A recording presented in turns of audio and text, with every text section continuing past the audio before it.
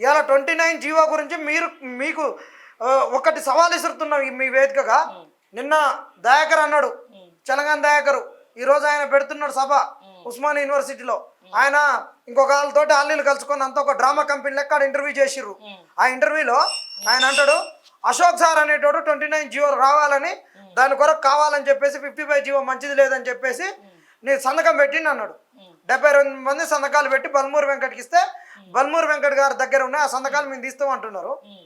ఇదే బల్మూరి వెంకట్ గారి దగ్గరికి పోతే బల్మూరి వెంకట్ ఏమంటారు, ఎమ్మెల్సీ గారు ఈ 72 మంది సంతకాలు పెట్టిర్రు, మీకు దమ్ముందా నేను లిస్ట్ ఇస్తా, మీరు వాట్సాప్ గ్రూపులలో పెట్టి ఇగో ఈ పేర్లు చదవమంటాడు.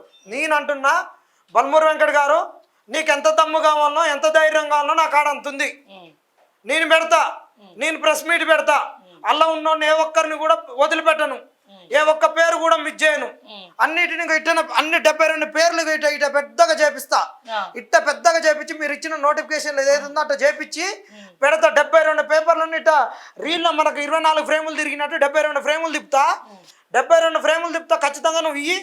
మీ కాంగ్రెస్ వాళ్ళకి దమ్ము లేదా?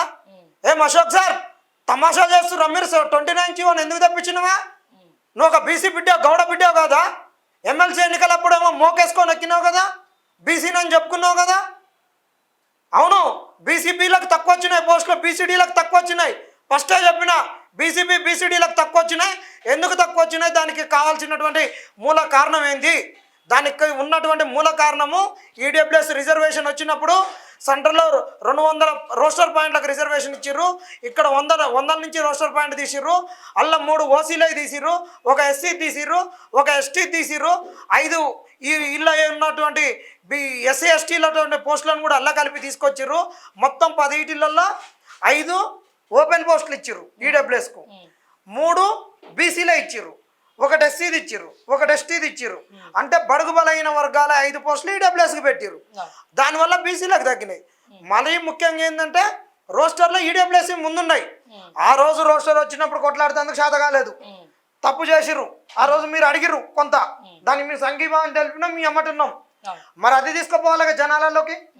ఆ రోజు బీఆర్ఎస్ మీద కొట్లాడినప్పుడు అందరం వెనకంగా, కాంగ్రెస్ రాగానే ఆయన పంచన చేరి నాకు ఎమ్మెల్సీ వస్తుందో అది వస్తుందో ఇది వస్తుందో అని అంతా గుడిపోటు రాజకీయం చేసి ఆ పోస్టులు పెంచక ముందే డేట్లు ఇచ్చి గ్రూప్ 2 డేట్లు ఇచ్చి ఆ డేట్లు పెట్టేసి నిరాహార దీక్షలు చేసేసి ఎందుకు చేసిర్రు, ఎందుకు విరమించారు, 29 జీవోని ఎందుకు తెప్పించారు?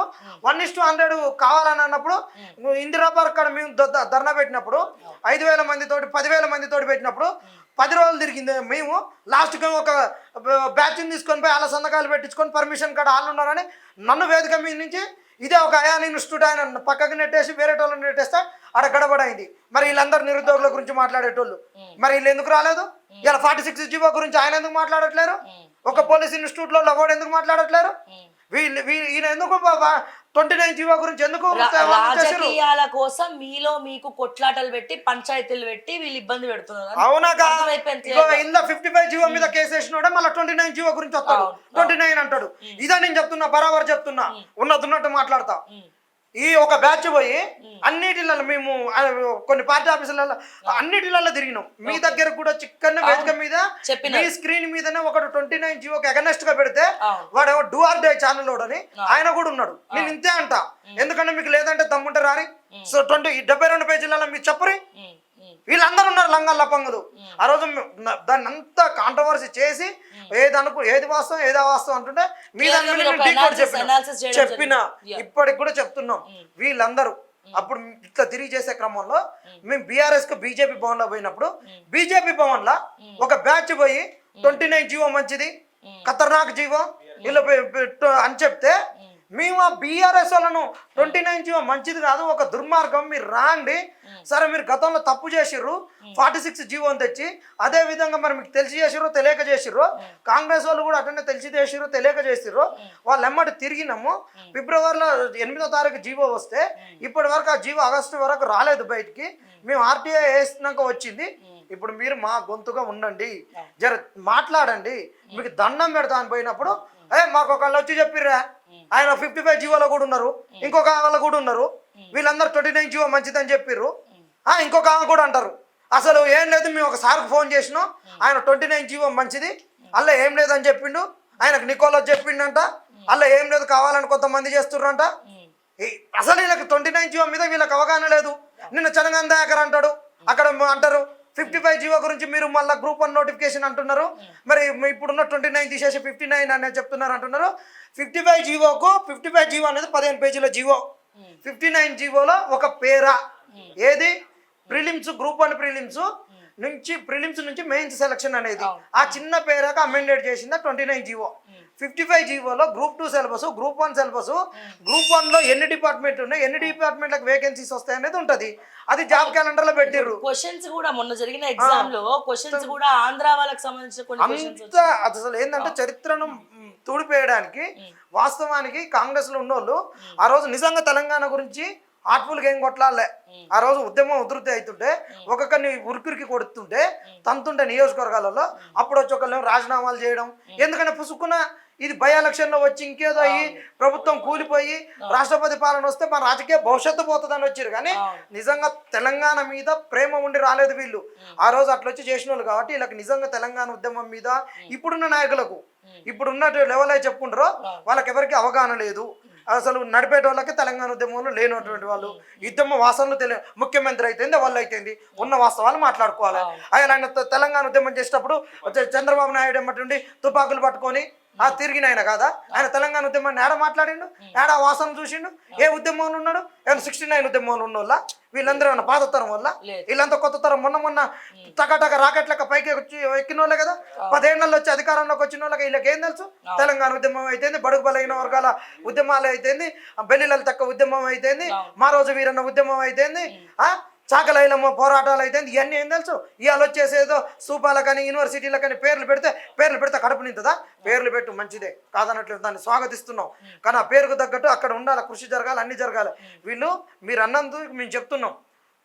మొన్న పెట్టినటువంటి ఎగ్జామ్లో తెలంగాణ యొక్క చరిత్రను కానీ తెలంగాణ యొక్క ఉద్యమంలో ఉన్న 3వ పార్టు 99 నుంచి 2014 వరకు ఉద్యమం మనకు తెలంగాణ ఫార్మేషన్ వరకు ఉన్నటువంటి చరిత్రలో మౌలికమైనటువంటి అంశాలు గుండెకాయ లాంటివి. ఇలా మనిషికి గుండె ఊపిరితిత్తులు ఎంత ముఖ్యమో అలాంటి ఉన్నటువంటి ఆయుపట్టుకు ఉన్నటువంటి అంశాలను ఈరోజు అడగకుండా అంత చంద్రబాబు చుట్టూ, ఆంధ్రోల చుట్టూ, లాంకోయిల్స్ చుట్టూ, వాడి చుట్టూ అన్నిటికీ తిప్పుకొచ్చి అసలు తెలంగాణ ఉద్యమంలో ఏదైతే కీలకంగా ప్రశ్నలు వస్తే అటు సైడ్ మళ్ళీ ఈ వచ్చే నోటిఫికేషన్లో పెట్టాలని. ఇంకొకటి నేను కరాఖండిగా అడుగుతున్నా, నేను బెర్రగీసి అడుగుతున్నా, మీ కాంగ్రెస్ వాళ్ళకి ధైర్యం ఉంటే ఇప్పుడు నాకు సమాధానం చెప్పి నోటిఫికేషన్ ఎందుకు ఆపిండు? 2 జాబ్ క్యాలెండర్లు ఇచ్చిర్రు. మొన్న సుప్రీంకోర్టులో ఒక జడ్జిమెంట్ వచ్చింది. మీరు నోటిఫికేషన్లో ఏదన్నా మార్పులు చేర్పులు చేసుకోవాలంటే చేసుకోవడం కుదరదు. ఒక్కసారి ఆట మొదలైతే ముగింపు వరకు ఏదైతే ఉంటుందో ముగింపు వరకు అదే గేమ్ రూల్స్ ఉండాలన్న. అది చెప్పింది కోర్టు. అదే చెప్పి మేము 1:100 అడిగితే గేమ్ రూల్ మధ్యలో చేంజ్ చేయొద్దని 1:100 ఇవ్వలేదు. మరి ఇప్పుడు సుప్రీంకోర్టు ఏం చెప్పింది? అదే జడ్జిమెంట్ను ఇది రాజస్థాన్లో 2009లో వస్తే మొన్న వచ్చింది ఆ జడ్జిమెంట్. ఆ జడ్జిమెంట్ వచ్చినప్పుడు అందరు దాని చక్కర్లు కొట్టించారు. అందులో ఇంకొక అంశం ఏం చెప్పారంటే, మీరు ఏదన్నా మార్పులు చేర్పులు చేసుకోవాలి అంటే మీరు అదే కాలాన్ని నోటిఫికేషన్లో పెట్టుకొని ఉంచుకోవాలి. నేను పలానా నాడు దీన్ని మార్పులు చేర్పులు చేసుకుంటా కాబట్టి అట్లా మీరు పెట్టుకొని ఉంటే మార్పులు చేర్పులు చేసుకోవచ్చు అన్నారు. దానికి ఒక బెస్ట్ ఎగ్జాంపుల్ చెప్తా. ఏపీలో గ్రూప్ 2లో 1:100 అడిగిర్రు. అడిగితే వాళ్ళు అడిగినమాట చంద్రబాబు నాయుడు ఇచ్చిండు. ఎందుకు ఇచ్చిండంటే నోటిఫికేషన్లో వాడు మీకు ప్రిలిమ్స్ నుంచి మెయిన్స్కి ఏ విధంగా తీసుకోవచ్చు అంటే, మేము రిజల్ట్స్ అప్పటికి కానీ మాకున్నటువంటి డిమాండ్ని బట్టి అప్పుడున్న పరిస్థితులను బట్టి తీసుకున్నామని జీవోలో పెట్టుకున్నాడు నోటిఫికేషన్లో. దాన్ని బట్టి ఇచ్చిండు. నువ్వు ఈరోజు వర్గీకరణతో ఎందుకు ఆపుతావు?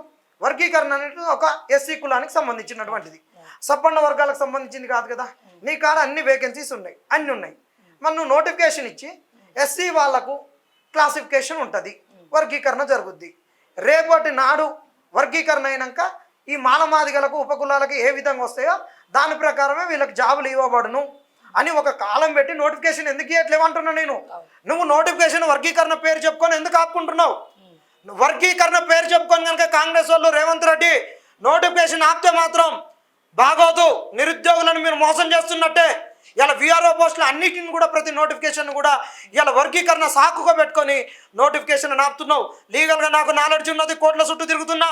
ఏదో డ్రామా కంపెనీ లెక్క మీరు కూర్చొని వాడినొకరిని ఈయనొకరిని తీసుకొచ్చుకొని మీరు పింకీ బ్యాచీలని, మీరు బీఆర్ఎస్ బ్యాచీలని, మీరు ఒకరికొకరు ఓ అని మొత్తుకునేది కాదు. లీగల్గా నేను చెప్తుందా, దీనికి ఎంత లీగల్ పాయింట్లు కావాలో నేను చెప్తా. అట్ట మార్చుకోవచ్చు, వీళ్ళు అట్ట చేసుకోవచ్చు. మరి అది ఆ కాలంని పెట్టి ఎందుకు చేయట్లేరు వీళ్ళు? ఎందుకు చేయట్లేదు అని అడుగుతున్నాం. ఖచ్చితంగా ఇవ్వాల్సిందే. వీళ్ళ కాడ డేటా లేదా? మేము ఇస్తాం. జడ్సన్ అన్న ఎమ్మెల్సీ నిలబడ్డప్పుడు మేము తీసినాం కదా. 2,30,316 నోటిఫికేషన్లు ఉన్నాయని, 2,36,317 వేకెన్సీస్ ఉన్నాయని చెప్పినాం. మీ కాడ వేకెన్సీస్ లేకుంటే మా దగ్గరికి రాని, మీకు వేకెన్సీస్ ఇస్తాం. లీగల్ గా మీరు నోటిఫికేషన్ ఇవ్వచ్చు. ఎస్సీ వర్గీకరణ మీకు అడ్డే కాదు, అడ్డు అస్సలు కాదు. నోటిఫికేషన్స్ ఇవ్వండి. ఒకవేళ మీరు మాకు ఉద్యోగాలు ఇచ్చేటప్పటికి కూడా సుప్రీంకోర్టులో ఒకవేళ మాలమాదిగలు కొట్టుకొని అక్కడ సుప్రీంకోర్టు వర్గీకరణ రద్దంటే అప్పుడు ఇచ్చేసే వేకెన్సీస్. నువ్వు ఎగ్జామ్లో ఎందుకు ఇవ్వట్లేవు? ఎందుకు పెట్టట్లేదు?